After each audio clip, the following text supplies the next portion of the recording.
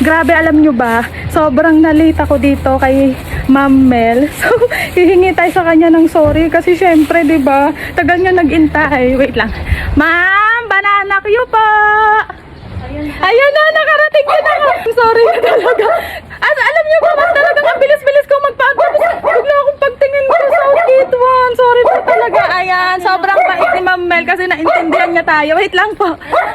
Ay, hindi pa alam po.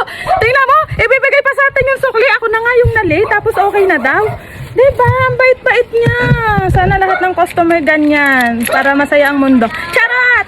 Grabe talaga po talaga, as in talaga, sorry po talaga. Diba?